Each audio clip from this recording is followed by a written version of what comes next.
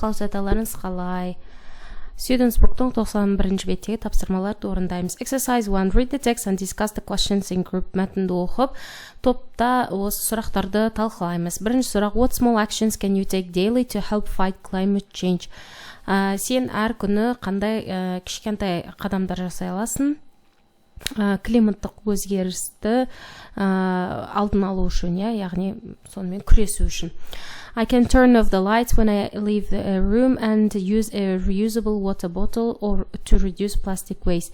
These small habits help save energy and keep the earth cleaner.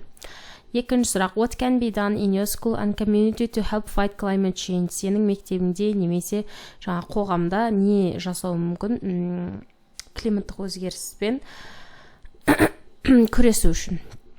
Our school can put more recycling bins in the hallways and plant more trees in the garden. This helps everyone work together to protect our local environment. Үшінші сұрақ: How do you feel about the idea that small actions can make a big difference? Сен кішкентай қадамдар үлкен өзгеріске алып келеді деген идеяға қалай қарайсың дейді. I feel hopeful because when millions of people do small things together, it creates a huge positive change. It makes me feel like I'm part of solution instead of just worrying about the problem. Келесі екінші жаттығу: In groups, choose one of the actions below and design a plan to make a positive impact in your community. Each group should develop one topic.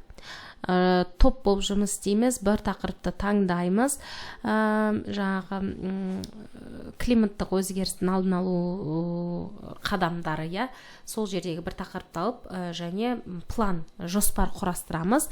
Қандай істер атқаруға болатын қоғамда, және әр топ өзінің бір тақырып таңдап, соны қорғайды.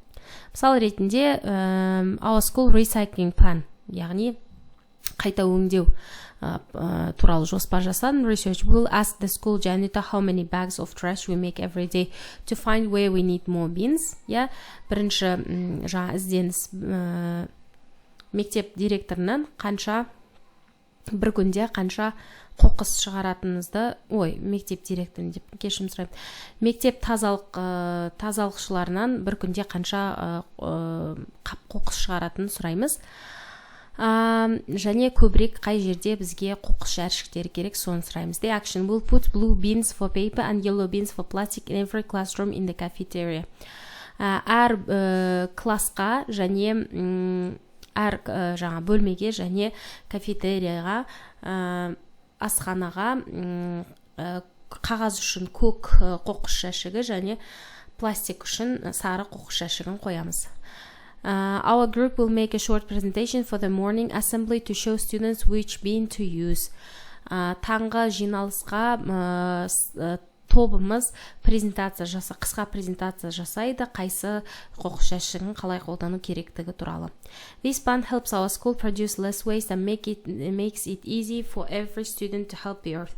Бұл жоспар біздің мектебімізге азырақ қоқыс шығаруға және әр оқушының мектеп яғни жер шарына көмектесуіне көмектеседі.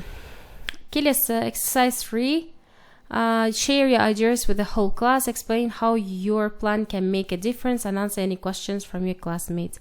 Жаңағы өзіңнің идеяңмен бөлісіп, сұрақтарға жауап бер. Өзің класстастарыңда сұрақ болса, мысалы, what do you think? Do you have any ideas to make your bins look better? деген сияқты сұрақтар болса жауап береміз. Осымен барлық тапсырмалар орындалды. Келесі сабақтарда кездескенше сау болыңыздар.